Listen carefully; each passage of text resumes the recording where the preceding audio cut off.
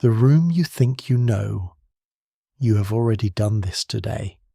You walked into a space, and before your eyes had finished moving, you knew it, not recognized it, knew it. The difference is small, and it matters more than almost anything else about how perception works. Here is the strange part.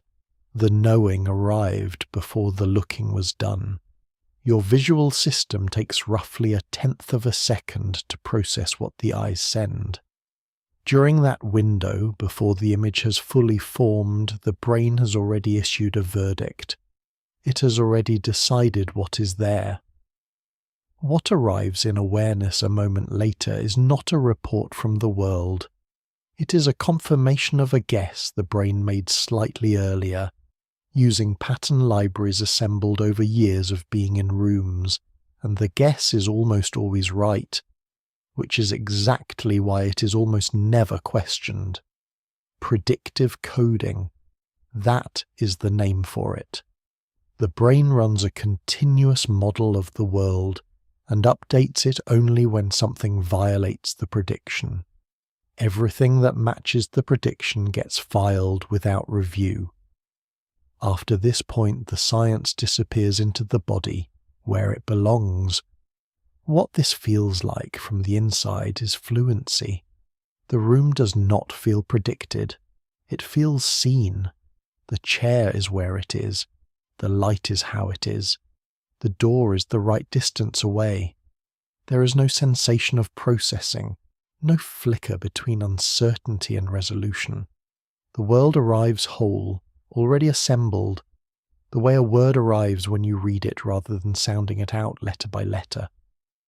But something is being skipped, not malfunctioning, skipped, on purpose, by design, as a feature of a system that learned very early that the world is mostly what it was a moment ago, and that spending full cognitive resources on confirming that the flaw is still there is an enormous waste of an organ that could be doing something else. So the brain stops looking at what it already knows. The chair you have sat in 100 times, the wall behind your monitor, the particular angle of the window you glance toward without seeing. These things are registered and then immediately downweighted, not because they are unimportant, but because they are expected. And the brain's primary job is not to observe the world, it is to predict it efficiently and allocate attention only to whatever the prediction gets wrong. The room you are in right now has more in it than you are aware of. Not more objects, more signal, more texture, more variation in the light, more small movements at the edges of things. Your visual system is receiving all of it. The signal is arriving. The photons are real. The retinal cells are responding. The optic nerve is carrying the load. And then, somewhere between the signal arriving and the experience forming, most of it gets quietly set aside. The version of the room that reaches you is already edited, already curated, already reduced to the parts that your brain decided, in a fraction of a second, were worth the cost of making conscious. There is a specific moment in a room you have been in thousands of times when you notice something you have never noticed before. A mark on the wall, a sound the building makes, the way the light at this hour hits the corner differently than you expected, and the feeling that accompanies it is strange. Not surprise exactly, but something closer to embarrassment, as if the thing had been waiting and you had simply kept not seeing it. That feeling is accurate. The thing was there. It had always been there. The signal was always arriving. But it matched the model closely enough that it was never promoted to awareness, and so it did not exist for you, not in any functional sense, not in any sense that would show up in what you thought you knew about this room. What you experience as familiarity is the brain's way of telling you it has stopped checking. And most of the time, in a room that stays the way rooms stay, that is fine. That is correct. That is the system working the way it is supposed to work.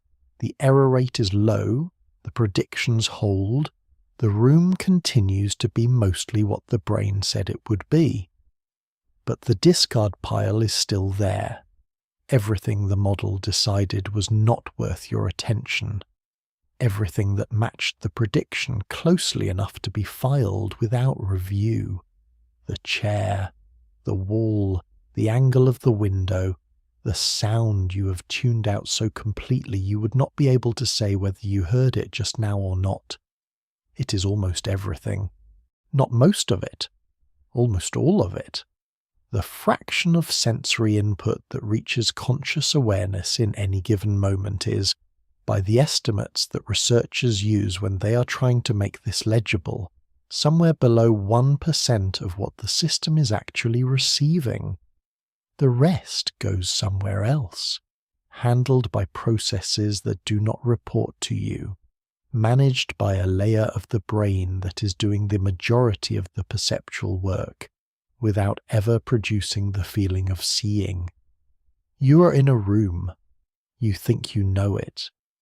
And somewhere just below the threshold of your awareness, the room is considerably larger than the one you are experiencing, quieter in some places and louder in others, more textured at its edges, more present in its corners, and entirely indifferent to whether or not you notice any of it. The brain chose what to show you. It chose a long time ago. What the eye actually sends.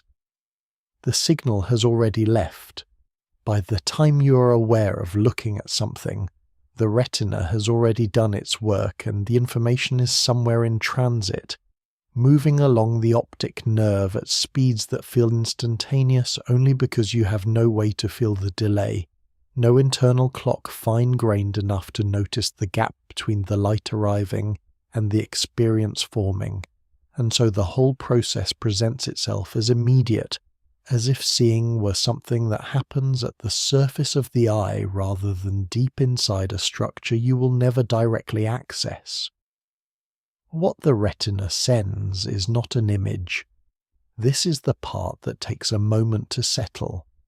The eye is not a camera in any meaningful sense, not because the analogy is imprecise, but because a camera preserves what it receives, and the retina does something closer to the opposite.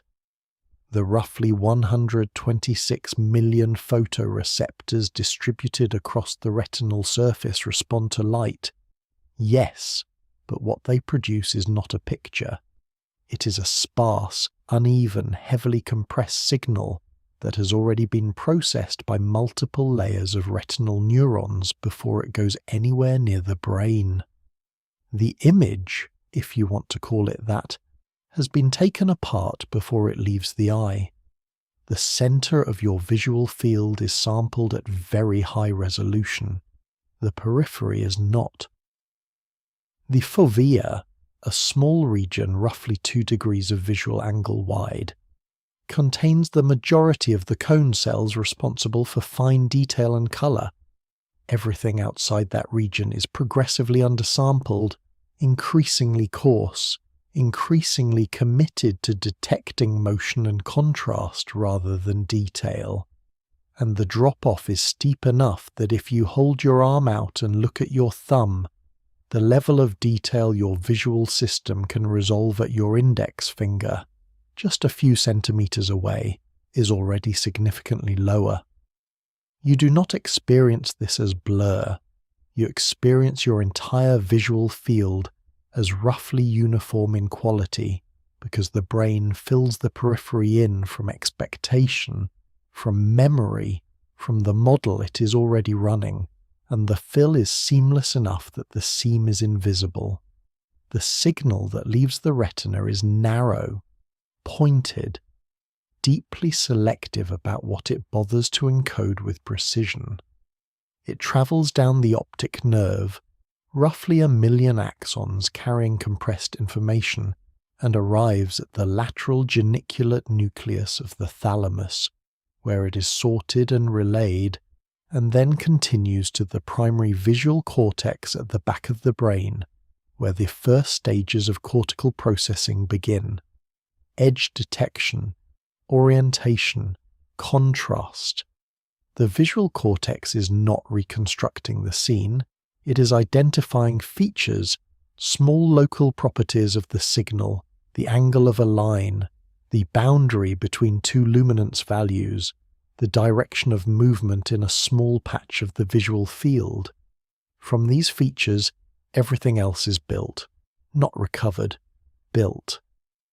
The experience of seeing a room, a face, a word on a page, is constructed from local feature detections assembled by a hierarchy of processing areas, each one extracting more complex properties from the outputs of the one below it, until somewhere high in the visual processing hierarchy, a representation emerges that is stable and object-like and meaningful, and that representation is what gets handed to awareness. What awareness receives is the finished product. It receives no indication of how much was inferred rather than detected, no flag on the parts that were filled in from prediction rather than read directly from the signal, no sense of the extraordinary distance between the photons that entered the eye and the experience of seeing that eventually resulted. The construction is invisible. The scaffolding comes down before the building is handed over. There is a place in your visual field where you have no photoreceptors at all. The optic disc, where the optic nerve exits the eye, contains no rods and no cones. Nothing.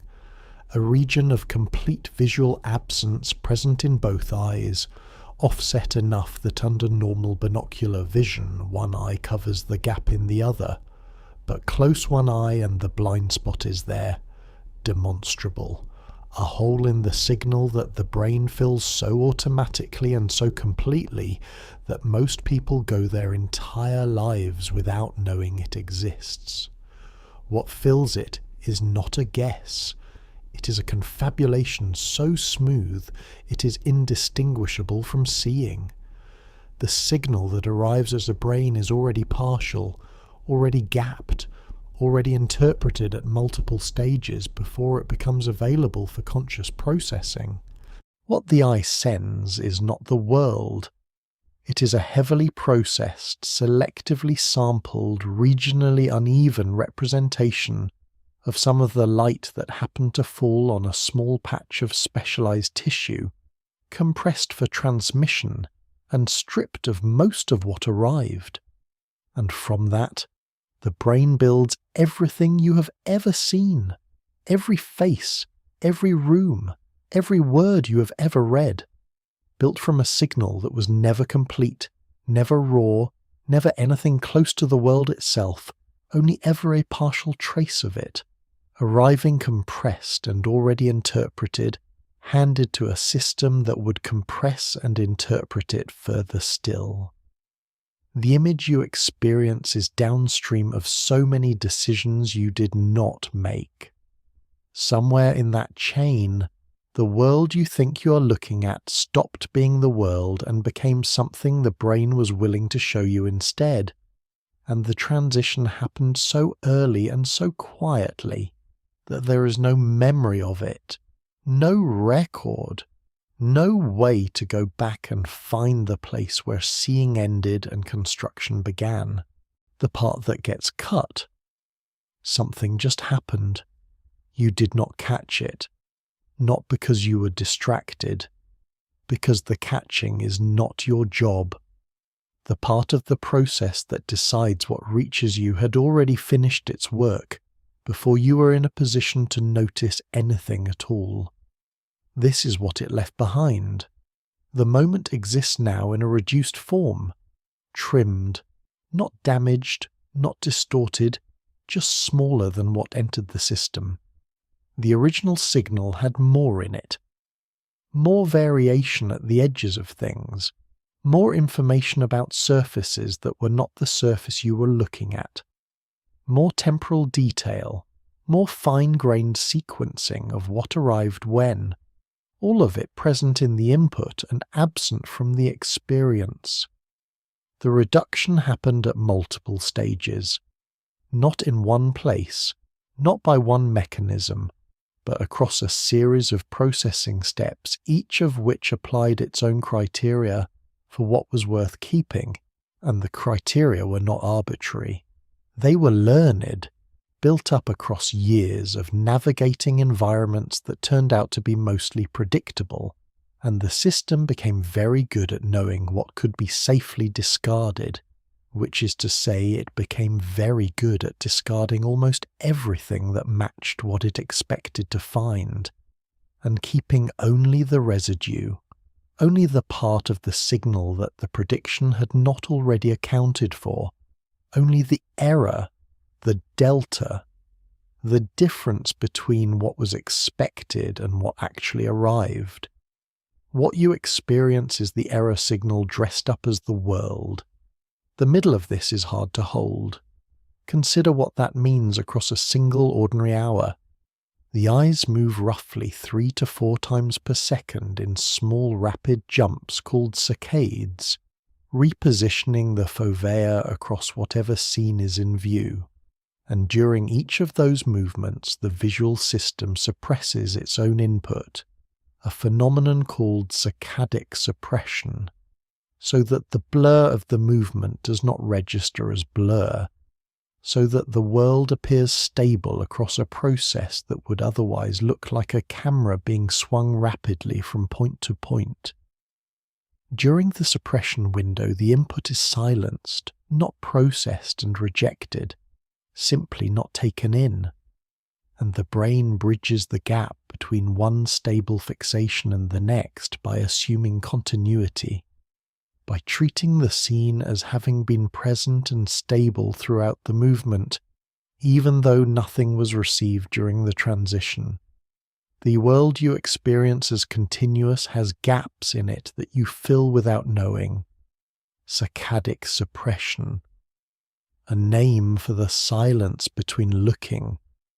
In any given second of waking vision, the input is interrupted multiple times, and the experience of seeing continues unbroken across those interruptions, because something generates a stable impression from the fixations on either side, and the gaps are papered over before awareness has any access to them. This is not peripheral, it is constant, every second, every hour, the whole duration of a waking life spent looking at things, while the system intermittently suspends its own input and reconstructs continuity from the fixations it does complete. The world is not streaming. The experience is streaming. The world, as the brain receives it, arrives in takes. What remains after all of this is what you call seeing. It is real.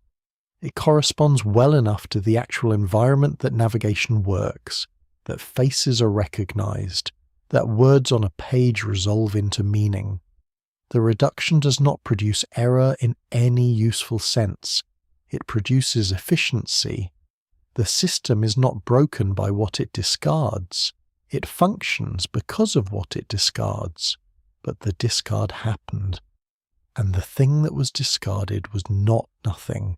It was signal, real signal, arriving from a real world, carrying real information about what was actually there.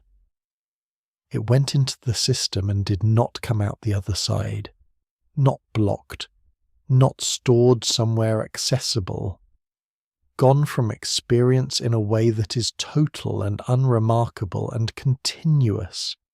This is how you have spent every waking moment. Attention is a wall, not a window. You're about to look at something, not yet, but almost. There is a fraction of a second before the eyes move, before the head turns, before whatever is about to receive your attention actually receives it, and in that fraction of a second something is already happening. Something that will determine not just what you look at, but what you are capable of registering when you do. The brain is already preparing to not see most of what is there. The sensation of paying attention is a sensation of opening, of turning toward, of making yourself available to something that was previously outside the frame. And this sensation is accurate enough to be functional, but wrong enough to matter. Because the mechanism that produces focus is not an aperture widening to let more in. It is a suppression field, a coordinated dampening of neural activity across all the regions of the brain that are processing everything you are not looking at, so that the thing you are looking at can be processed more loudly, more clearly, with more of the available resources committed to it, and the clarity of focus you experience is partly the signal from the attended thing getting stronger, and partly everything else getting quieter. And those two processes are not symmetric. The quieting is often the larger of the two effects.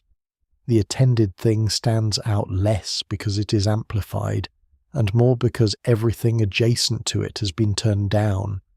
Attention is competitive inhibition made into an experience. The feeling of it is wrong. Not wrong in a damaging way.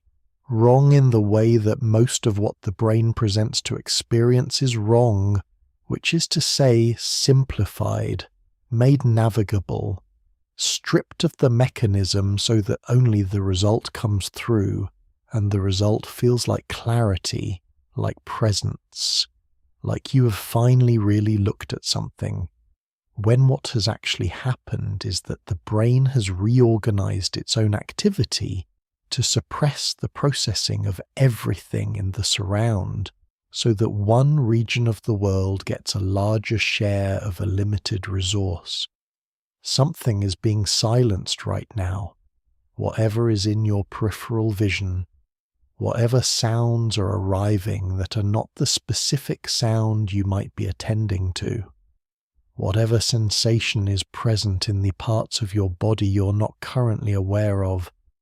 These are not absent, they are actively suppressed, held below the threshold at which they would compete for processing, kept quiet by a mechanism that is running continuously and costs energy and is as much a part of the experience of attention as the clarity at its center.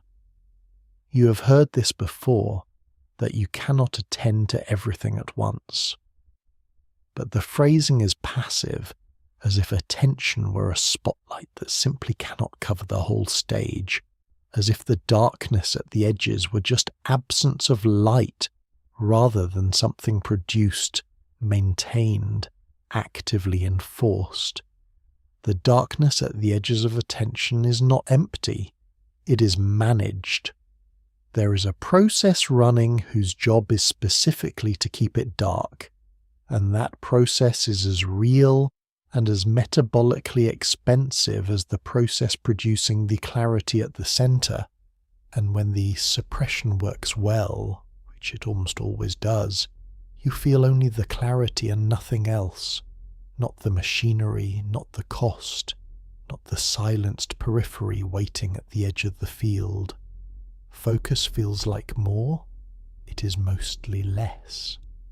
Less signal from the surround, less competition from adjacent representations, less of the world making it through to the stage where it might produce an experience, might register, might become something you would later be able to say you noticed. And the more precisely you focus, the larger the suppressed region becomes, the quieter the edges get, the more completely the attended thing dominates a perceptual field that has been cleared for it, not naturally empty but deliberately so, swept clean by a mechanism that does not announce itself and leaves no trace in the experience of the clarity it produces. There is something at the edge of your attention right now, something real, something present, something the visual system is receiving and processing and then actively preventing from reaching you, and it will stay there in that managed silence for as long as whatever you are attending to continues to hold the center. When you shift, it will have been there the whole time. The brain's preferred version of you.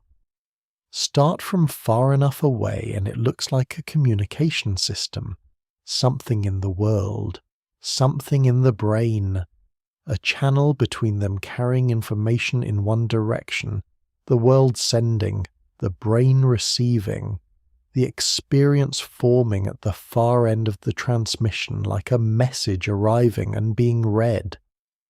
From that distance it looks reasonable. Move closer and the channel starts to look different. The traffic is not moving the way a communication system's traffic should move. In the visual cortex, for instance, the number of connections running from higher processing areas back down toward the sensory input layers outnumbers the connections running upward from input to processing by something close to 10 to 1. The feedback signal is larger than the feed-forward signal. The brain is sending more information toward the sensory input than the sensory input is sending toward the brain. This is not how a receiver behaves. Predictive processing, that is the framework. The brain maintains a generative model of the world, a set of expectations about what is likely to be out there, and it uses that model to generate predictions about what the sensory organ should be receiving, and then it compares those predictions to the actual incoming signal, and what it passes upward to awareness is not the signal itself, but the difference between the signal and the prediction, the part that was not expected, the error, the surprise. The model runs constantly. Orbit it for a moment without landing. What it means to walk into a room and see the room is that the brain's model of the space generates a prediction about what the sensory input should look like, and the sensory input mostly confirms the prediction, and the confirmation is not experienced as seeing the room. It is experienced as the room being there, neutral and familiar, and what is experienced as seeing, what produces the sensation of active perception, is the residue, the small mismatch between the model and the world, the lamp that has been moved, the window that is open when it is usually closed, the slight wrongness that the model did not anticipate. The familiar is not perceived, it is assumed. Orbit again. This means that what you experience as your environment is, at any given moment, mostly your brain's own model of your environment, confirmed by a trickle of incoming evidence, and updated only where the evidence contradicts the expectation. The world you move through is largely interior, built from history, from the accumulated pattern of what rooms have been like, what this room has been like, what you have come to expect from the surfaces and objects and arrangements you navigate daily. The model is good. It is accurate enough that errors are rare and navigation works and faces are recognized and the world coheres. The error rate is low. The predictions hold. And when they do not hold, when something violates the model, the system responds, updates, adjusts, and then the updated prediction holds again, and the world goes back to being assumed rather than seen. What this means practically for a life being lived in a particular set of rooms over a particular span of years is that the actual sensory signal from those rooms contributes less and less to the experience of them as time passes, and the model becomes more refined, more confident, more capable of predicting exactly what the input will look like before the input arrives. A room you know very well is a room you have largely stopped seeing. not stopped receiving, stopped using the reception to update anything, because the reception keeps confirming the model, and confirmed predictions are processed and discarded without being promoted to experience. The room is there, the signal is arriving, and most of it is being absorbed into the model's confirmation layer, acknowledged and filed, never surfacing as the sensation of actually seeing a thing. There is a version of your life built from the accumulated model that runs slightly ahead of you everywhere you go. It prepares your experience before the experience arrives. It tells the sensory systems what to expect and handles the input when it matches the expectation, which is almost always, and it has been doing this for long enough and accurately enough that the model and the life have become difficult to distinguish from the inside, difficult to separate into the part that is being predicted and the part that is actually happening, and the seam between them is not visible, has perhaps never been visible, has perhaps always been this way, the world arriving largely preformed, the experience of being in a life that is mostly the brain's preferred version of a life that is happening somewhere just slightly outside the model's reach, a colour that isn't there.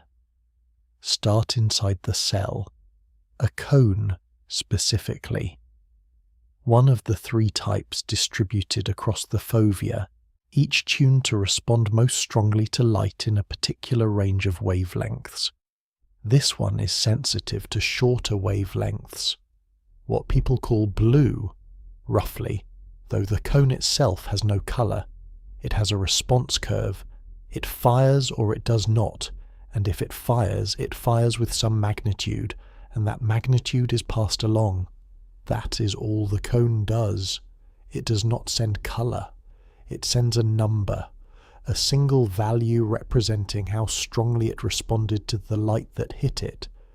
The cone next to it, sensitive to longer wavelengths, sends a different number. The one between them sends another. These numbers go forward. What happens to them next is where the colour comes from. The brain compares them. Not the absolute values, the ratios, the relationship between how strongly the short wavelength cone fired and how strongly the long wavelength cone fired. From that comparison, something is computed that corresponds to what we call hue, not recovered from the light, computed from the difference between 2 response magnitudes. Follow the thread. This means colour is not in the light. The light has wavelengths. Colour is what the brain produces when it compares the responses those wavelengths evoke in different cone populations, and the production is real. The experience of red is as real as any experience, but its location is not where it appears to be. It appears to be out there, on the surface of the thing, in the world. It is in here, computed, generated, assigned to the thing by a process that happened after the light arrived and before the experience formed. Now, a surface in shadow. The light reaching your eye from that surface has a different spectral composition than the light reaching your eye from the same surface in full illumination. The wavelengths shift, the ratios change. By the raw computation, the colour should change too. It does not. You see the same colour. The brain knows, from context, from the surrounding light, from the pattern of illumination across the whole scene, that the surface is in shadow, and it corrects for the shadow, adjusts the computation, delivers a colour experience that corresponds to the surface property rather than the light property, because the surface is what matters for navigation and object recognition, not the illuminant. And this correction is called colour constancy, and it works so well and so automatically that surfaces appear to stay the same color across lighting conditions that would, if the computation were done naively, produce dramatically different results. The color you see is already corrected, already adjusted for conditions you did not consciously register. Already the product of a computation that took the incoming wavelength information and filtered it through a model of the illumination conditions and produced an output that corresponds not to what the light was doing, but to what the brain decided the surface probably was. There is a specific situation where this goes visibly wrong. A dress, a photograph of a dress, circulated in 2015, in which some people saw white and gold and others saw blue and black, simultaneously from the same image, with no difference in the viewing conditions that could account for the disagreement. What differed was the brain's inference about the illuminant. People whose visual systems assumed the dress was in shadow corrected for a bluish illuminant and saw yellow and white. People whose visual systems assumed it was in artificial light corrected differently and saw blue and black. The dress had one spectral composition. The color experience split. Neither group was wrong. Both were doing exactly what the visual system does all the time, making an inference about illumination conditions and correcting the color computation accordingly, and the inference happened to land in two different places for different people, and what should have been a private, invisible internal process became visible, because for once the two possible outputs were different enough to notice. What you see when you look at a coloured surface is a conclusion your brain reached about what that surface probably is. Adjusted for conditions it inferred rather than measured, filtered through a model it built from a lifetime of looking at things in various kinds of light, and delivered to you as the self-evident property of the object, as if the colour lived there, as if it had nothing to do with you. Something just happened in the cells at the back of your eye, and the experience it produced is already several decisions away from what the light actually was. How much of this has already happened? There is a version of right now that has already passed by the time you experience it, not metaphorically, not philosophically.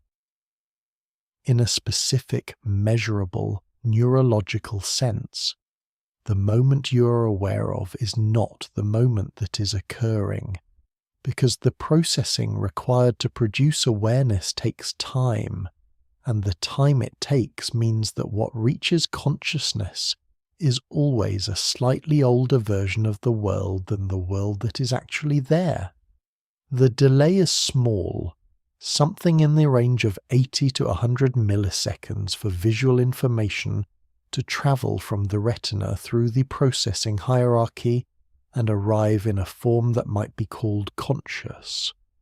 Longer for some kinds of information than others, shorter for stimuli that carry certain kinds of urgency, but never zero, never instantaneous, always some gap between the event and the experience of the event. 80 milliseconds is nothing, a twelfth of a second. Far too small to matter in any practical sense for most of what a person does in a day, and yet, the brain does not present the delay as a delay. It does not hand you a slightly old version of the world and label it as such. It presents it as now, as the present moment, as the immediate and current state of things. And this presentation requires an adjustment that runs continuously and without announcement, a backdating of experience, a process that takes what arrived slightly late and assigns it a timestamp that makes it feel concurrent with the world rather than behind it. The feeling of now is constructed. I think about this, and I am not sure I have the shape of it right. The research is clear enough. There is a delay. There is a correction. The correction produces the experience of simultaneity from inputs that did not arrive simultaneously. But what that means for the experience of being present in a moment, of standing in a room and perceiving the room as it currently is harder to hold, because the experience itself is the thing being examined, and the experience keeps insisting that it is happening now, right now, at the same time as the world it depicts. And the insistence is convincing in the way that only a process you cannot see from the inside can be convincing.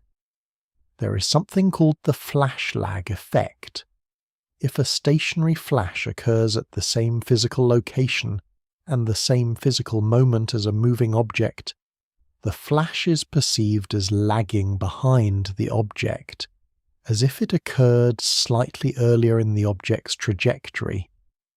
The brain, having learned that moving things are more reliably predicted by extrapolation than by waiting for slow, visual processing to confirm position, projects the moving object slightly forward in time, placing it where it will be rather than where the signal says it is, and the stationary flash, having no trajectory to extrapolate from, gets placed where it actually was, and the two events that occurred at the same moment end up separated in experience. The brain adjusted for its own delay in a way that introduced a different kind of error. And the error reveals the adjustment, and the adjustment is running all the time, on every moving thing you have ever seen, projecting the world forward by the amount needed to make it feel current, to make the lag invisible, to deliver the present moment on time. You're watching a slightly predicted version of the world. The moving car, the person walking, the cursor crossing the screen. These are perceived slightly ahead of where the raw signal would place them, corrected forward by a system that has learned to anticipate its own latency, and the correction works well enough that you have never noticed it, that the world appears to arrive in real time, that the present feels like the present. But the present, the actual present, the moment in which the photons are hitting the retina and the sound waves are reaching the ear, is always just slightly ahead of where you are. You are here. The world is already there. The body fills it in.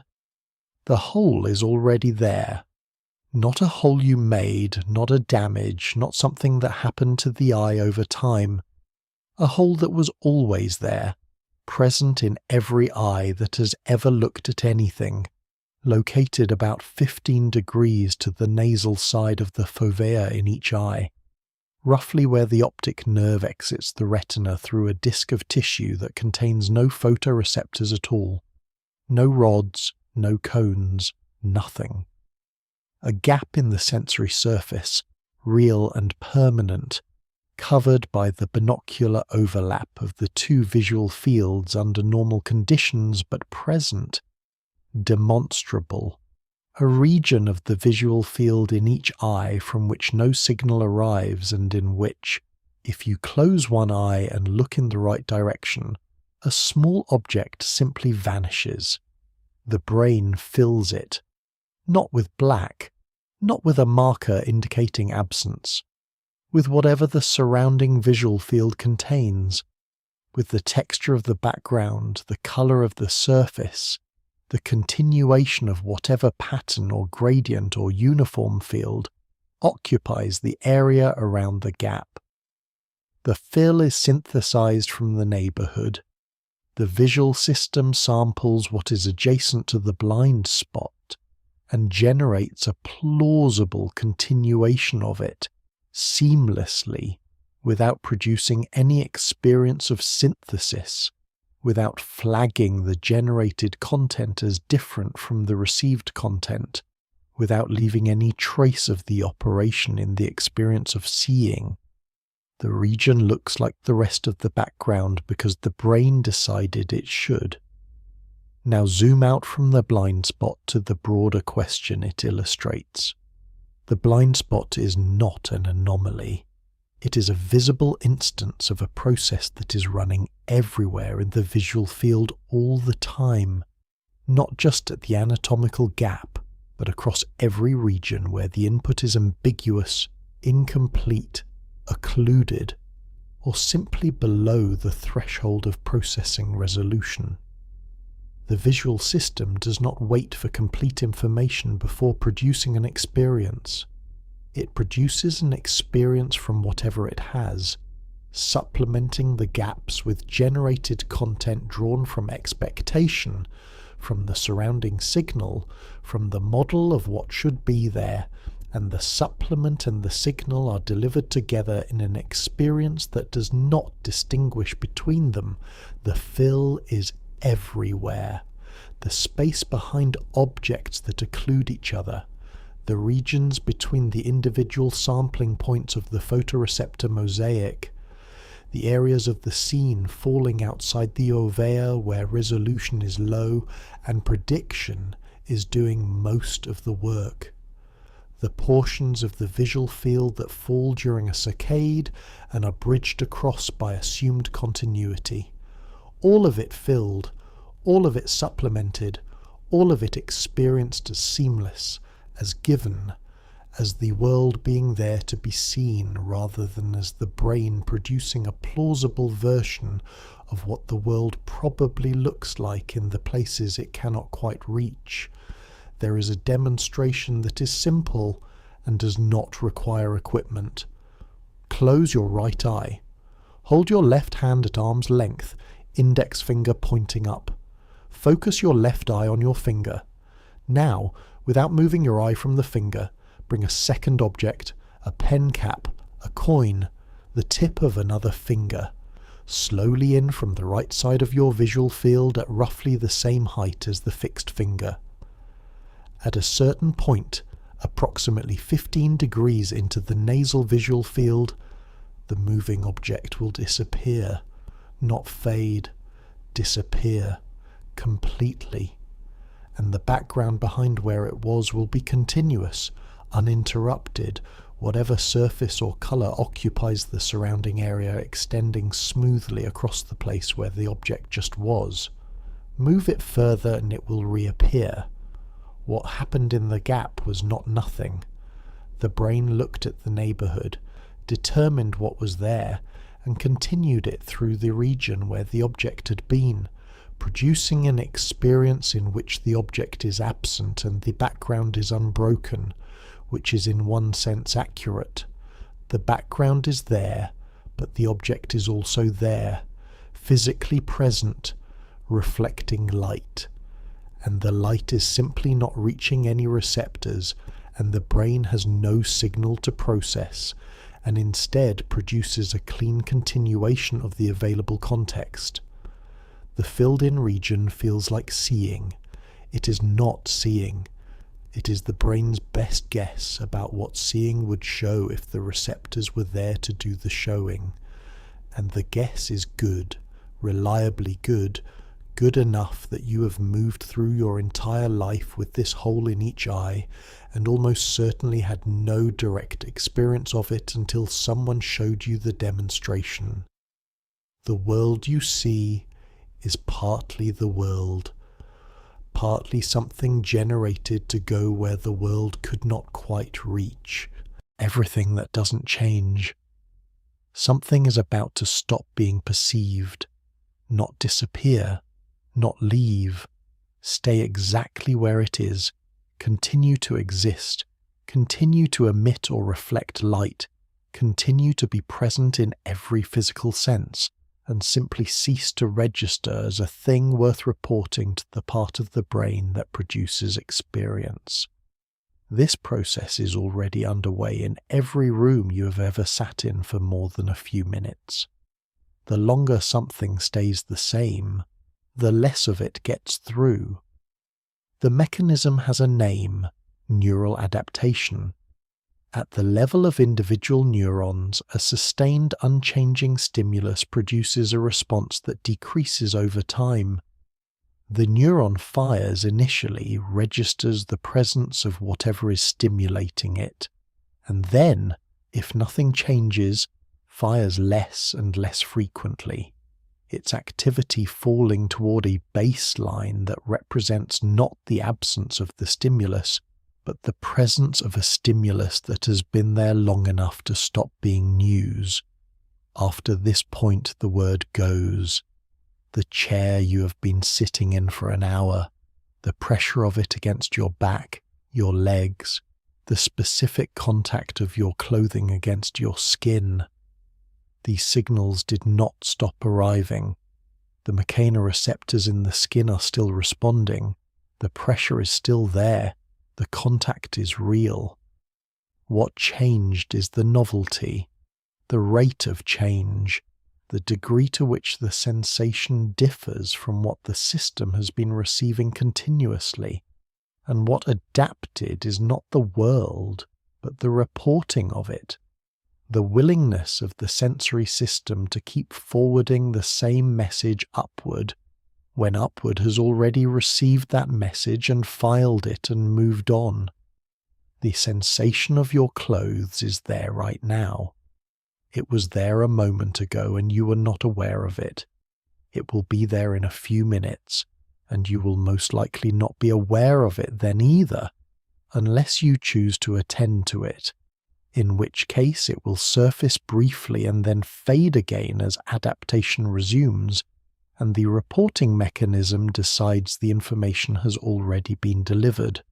The room you are in has sounds, not the sounds that are changing, not the car that just passed or the sound of someone moving in another part of the building, but the baseline sounds, the hum of whatever is electrically present, the particular acoustic quality of this space at this hour, the ambient texture that has been arriving continuously since you sat down, and that the auditory system has been progressively down-weighting as it stays the same, as it fails to change in ways that would justify keeping it in the foreground of awareness. It is there. You can find it if you look. It was not there a moment ago in any functional sense. It will not be there in another minute unless something in it changes. The world is present. The constant world is quiet.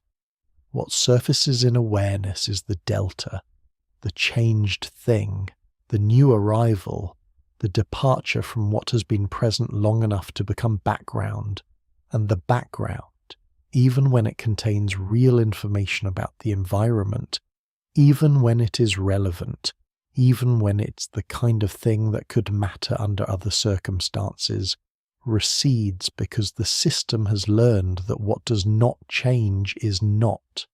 In most situations, what needs attention, and attention is finite, and so the constant is metabolized into silence, and the changed is what remains loud.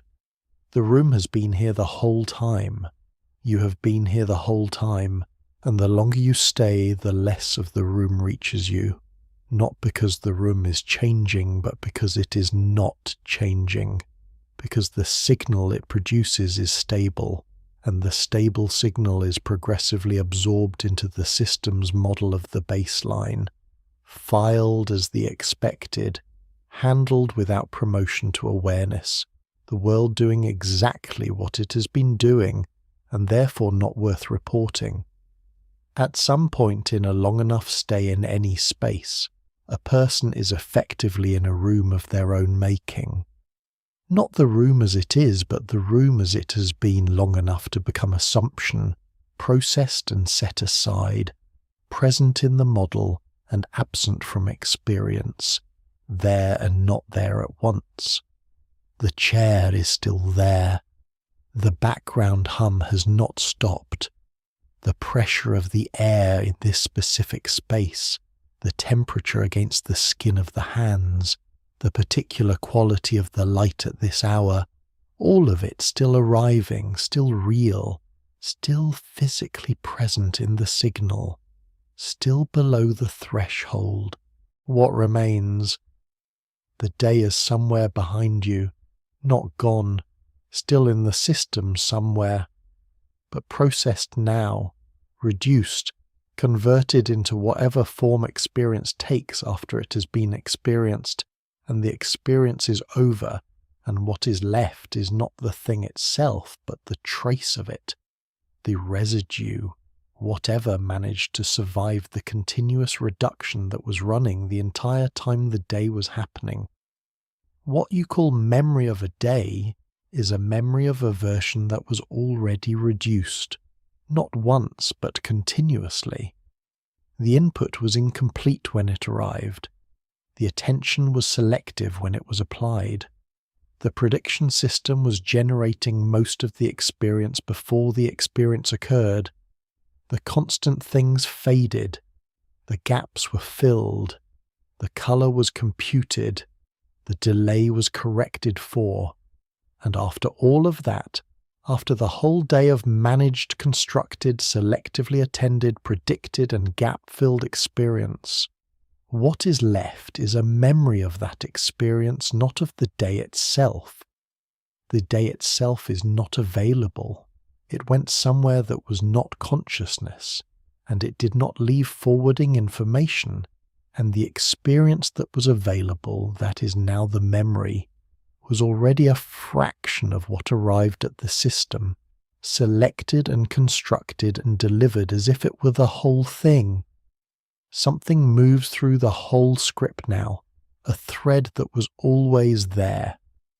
Every chapter was about a reduction, the retina compressing the signal, the prediction system generating experience before the input confirmed it, the attention mechanism suppressing the surround, the adaptation process silencing the stable, the filling in replacing the absent, the delay correction forward projecting the moving, each one a place where what arrived was smaller than what was there, where the system made a decision about what was worth keeping, and the rest went somewhere else. What remains is what survived all of those decisions, a small fraction, a curated fraction, a fraction that corresponds well enough to the world that you can move through it, recognize faces, read words, avoid objects, navigate the gap between one day and the next. The system works. The reduction does not produce failure. It produces efficiency, and the efficiency is real, and the cost of the efficiency is that the world you have lived in has always been smaller than the world that was there. Now there is the room again. The same room from the first chapter, the chair, the wall, the angle of the window, but the chapter is ending, and something about the list feels different. Not the list, but the weight of it, the sense that these ordinary objects have been sitting here the entire time, being perceived and not perceived simultaneously, being received and reduced, and filled and predicted and adapted to and delivered to awareness in a form that corresponds to them without being them. The window is catching the same light it was catching at the beginning of this. The brain is doing the same thing it was doing then, running the model, predicting the input, handling the confirmation, discarding the expected, filling the gaps, correcting the delay, suppressing the surround, adapting to the constant. The room is more than you are experiencing right now. It was always more. It will keep being more. The system will keep doing what it does, and the world will keep arriving in the reduced form the system is willing to pass along. And the experience of being in a room, in a life, in a day, will keep feeling complete, will keep feeling like the whole thing, because there is no experience of what was discarded, no awareness of the discard pile, no way from inside the system to see the size of what it quietly left out. The room holds still. The window catches the light in its particular way at this hour. Somewhere below everything that just settled, something the brain decided was not worth keeping is still there.